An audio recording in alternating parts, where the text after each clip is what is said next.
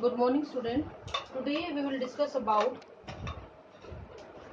the next points of respiration. So basically we will discuss today steps of respiration. Steps of respiration. आज के lecture में हम लोग बात करेंगे कि रेस्पिरेशन जो है वो सेल के अंदर किस प्रकार से कंप्लीट होता है। तो सबसे पहले हम बात करेंगे कि जैसे ही ऑक्सीजन जो है बॉडी सेल के अंदर जाती है तो वो दो जगह पे स्टेप कंप्लीट होते हैं। एक होता है साइटोप्लाज्म में, दूसरा होता है माइटोकॉन्ड्रिया में। ठीक है, उन दो स्टेप्स की हम लोग बात करेंगे और स्टेप्स के जो नाम हैं वो ये इस प्रकार से हैं। Step 1 is glycolysis and step 2 is Krebs cycle. Glycolysis is also known as EMP pathway, that is Embeden, Meyerhoff, Parnas और क्रेब्स साइकिल। ठीक है, क्रेब्स साइकिल, ये दो साइकिल्स की हम लोग यहाँ पे बात करेंगे, ग्लाइकोलाइसिस और क्रेब्स साइकिल। जब इन दोनों साइकिल्स को कंप्लीट होते हैं दोनों साइकिल, तो आपकी जो ब्रेकिंग डाउन ऑफ ग्लूकोज है वो पूरा हो जाता है। सबसे पहले हम बात करेंगे ग्लाइकोलाइसिस। ग्लाइकोलाइसिस ये जो स्टेप है ग्लाइकोलाइसिस का बच्चों, ये कंप्लीट होगा आपकी साइटोप्लाज्म में। सबसे पहले आपको लोकेशन ध्यान रखनी है, चाहे एरोबिक साइकिल हो, cytoplasm in aerobic and anaerobic, मतलब चाहे एरोबिक साइकिल चल रहा हो, चाहे एनएरोबिक रेस्पिरेशन चल रहा हो, चाहे एरोबिक रेस्पिरेशन चल रहा हो, आपका जो ग्लाइकोलाइसिस है बच्चों वो कहाँ पे कंप्लीट होगा? साइटोप्लाज्म में ही कंप्लीट होगा। आपको ये चीज ध्यान रखनी है, इसको अंडरलाइन कर रही हूँ मैं, इंपॉर्टेंट है ये, कि चाहे एरोबिक रेस्पिरेशन आगे होना हो चाहे एनएरोबिक हो, साइटोप्लाज्म में ही ये कंप्लीट होगा। इस स्टेप के लिए कोई भी ऑक्सीजन की जरूरत नहीं होती है। यहाँ पे ऑक्सीजन की आवश्यकता नहीं होती है। यहाँ पे ग्लूकोज का जो मॉलिक्यूल है उसको तोड़ा जाता है, किसमें? Glucose break down into pyruvic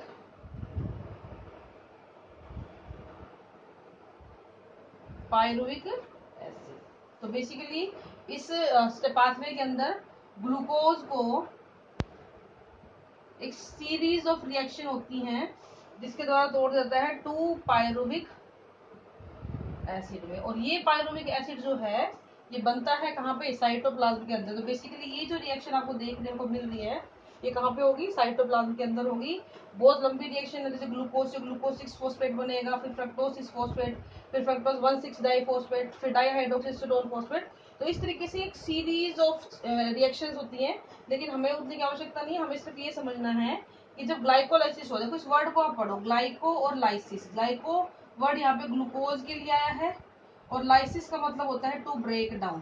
ठीक है, ग्लूकोज का टूट जाना। तो यहाँ पे क्या हुआ? ग्लूकोज टूटी और क्या बन गए? 2 पायरुविक एसिड बन गए। ऑक्सीजन की यहाँ पे कोई आवश्यकता नहीं थी और ये रिएक्शन कहाँ पे कंप्लीट होती है? साइटोप्लाज्म में कंप्लीट होती है। कुछ यहाँ पे आपको एटीपी प्राप्त होती है। तो आपको यहाँ दो चीज मिली, पायरुविक एसिड और एटीपी। ठीक है, अब नेक्स्ट साइकिल जो आपका आएगा वो आएगा क्रेब्स साइकिल। ठीक है, अब जो ये पायरुविक एसिड बना है ना बच्चों, ये आगे माइटोकॉन्ड्रिया के अंदर चला जाएगा और वहां जाके इसको फर्दर तोड़ा जाएगा माइटोकॉन्ड्रिया में, सॉरी क्रेब्स साइकिल।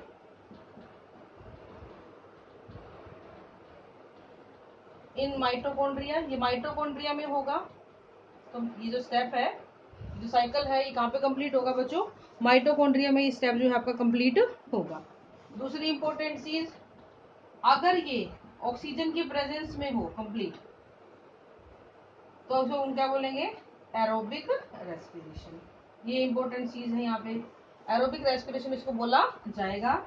ये पायरुविक एसिड से स्टार्ट होगा, पायरुविक एसिड आएगा और एक साइकिल में ये एंटर हो जाएगा, उससे एसिटाइल कोएंजाइम ए बनेगा, एसिटाइल कोएंजाइम ए से ऑक्सैलो एसिटिक एसिड जुड़ेगा और आपका ये साइकिल चलना शुरू हो जाएगा। ठीक है, जब ये साइकिल कंप्लीट साइकिल होता है तो आपको मिलता है बेटा, आफ्टर कंप्लीशन ऑफ साइकिल हमें मिलती है CO2, हमें मिलता है वाटर और हमें मिलती है एनर्जी। ठीक है, और टोटल एनर्जी अगर हम ग्लाइकोलाइसिस को भी ले लें और क्रेब्स साइकिल को भी ले लें तो अप्रोक्सीमेट 38 एटीपी, क्योंकि मैंने आपको बताया था ना एरोबिक रेस्पिरेशन के अंदर कितनी एनर्जी मिलती है आपको 38 एटीपी, और इसीलिए इसको हाईली एफिशिएंट भी माना गया था। तो क्रेब्स साइकिल के अंदर ये माइटोकॉन्ड्रिया में होगा और in the presence of oxygen होगा एरोबिक साइकिल। पायरुविक एसिड को CO2 H2 और एनर्जी में तोड़ा जाएगा, 38 एटीपी आपको यहाँ पर मिल जाएंगे। तो बेसिकली अगर मैं सारे को समराइज करूं तो आप ऐसे भी लिख सकते हो, glucose enter into glycolysis will form the pyruvic acid and this pyruvic acid enters into the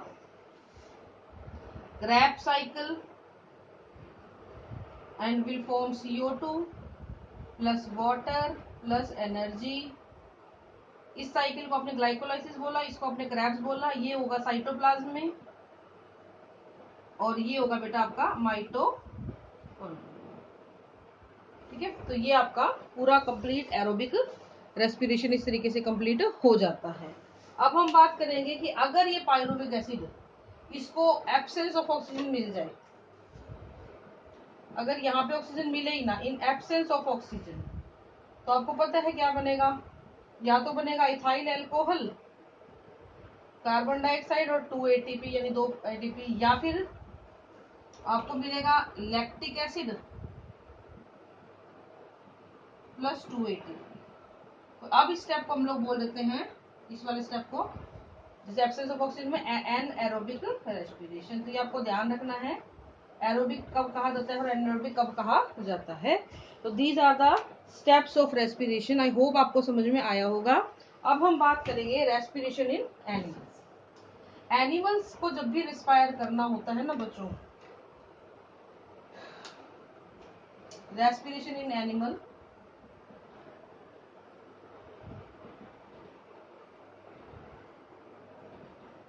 तो सबसे जरूरी चीज होती है कि उनके पास कोई सरफेस एरिया होना चाहिए। रेस्पिरेशन इन एनिमल, तो animals needs the surface area.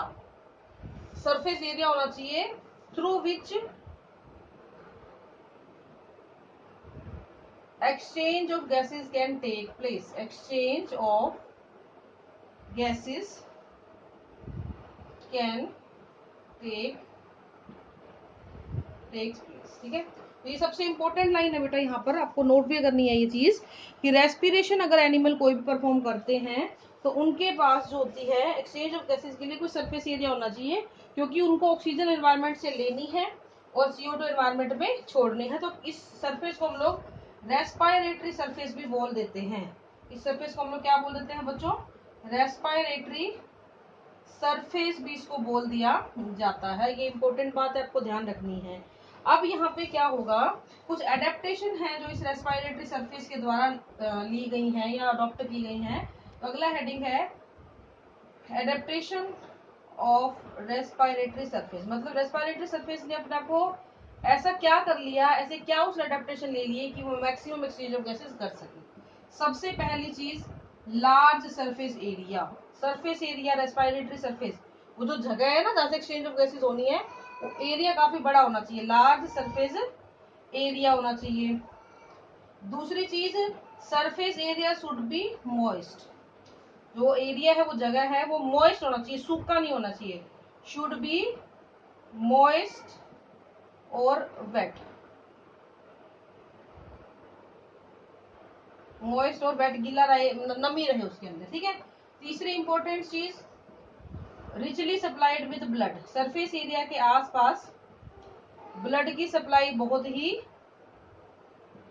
ज्यादा होनी चाहिए। ब्लड की सप्लाई यहाँ पे काफी सफिशिएंट अमाउंट में होनी चाहिए। ठीक है, और चौथी बात, surface should be permeable to gases. ऐसा नहीं है कि ये सारी चीजें आ गई लेकिन गैसेस उसके अंदर से बार नहीं हो पा रही है। Surface should be permeable for gases. Gases के लिए परमिएबल होनी चाहिए। इसके अलावा जो है, इस सरफेस तक ऑक्सीजन पहुंच जाए उसके लिए भी कोई प्रोविजन होना चाहिए। प्रोविजन provision for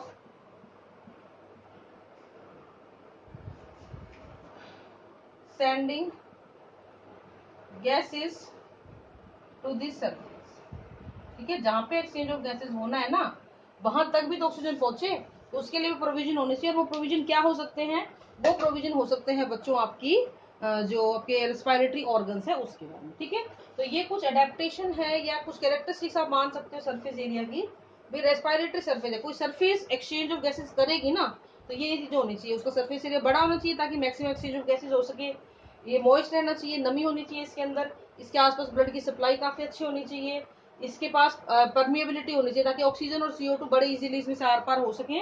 और सबसे बड़ी बात, अगर ये गहराई में स्थित है तो इस तक पहुंचने के लिए कुछ ऐसे ऑर्गन होने चाहिए जो गैसेस को इस तक ला सके, या प्रोविजन होना चाहिए कि गैस को इस जगह तक पहुंचाया जा सके।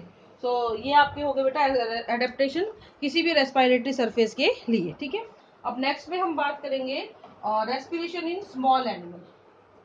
स्मॉल एनिमल की बात करें तो अमीबा जो है वो अपनी जनरल सरफेस से ही, जनरल जो उसकी प्लाज्मा मेम्ब्रेन है उसके थ्रू ही कर लेता है रेस्पिरेशन। अगर हम अर्थवॉर्म की बात करें तो वो क्यूटिनेशियस, इसको आप स्किन रेस्पिरेशन भी बोल सकते हो, स्किन रेस्पिरेशन।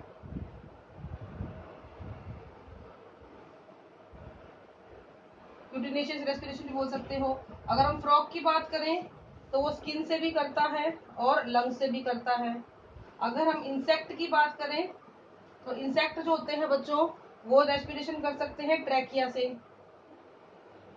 और अगर हम हायर एनिमल्स की बात करें तो हायर एनिमल्स जो है वो रेस्पायर करते हैं लंग्स की हेल्प से। तो ये कुछ ऑर्गेनिज्म है जो कि रेस्पिरेशन में हेल्प करेंगे। अमीबा के अलावा पैरामीशियम हो गया, हाइड्रा हो गया, स्पॉन्जेस हो गया, ये सब के सब जो है अपनी जनरल बॉडी सरफेस से, जनरल बॉडी सरफेस की हेल्प से रेस्पिरेशन करते हैं। तो ये चीजें आपको ध्यान में रखनी है। अगर हम फिश की बात करें तो फिश जो होती है आप बहुत बचपन से पढ़ते आ रहे हो, गिल्स की हेल्प से रेस्पायर करती है। तो अलग अलग ऑर्गेनिज्म के अलग अलग सिस्टम यहाँ पर प्रेजेंट हैं। ठीक है, कल हम डिटेल में पढ़ेंगे ह्यूमन रेस्पिरेटरी सिस्टम। आज के लिए इतना ही है। Thank you and have a nice day.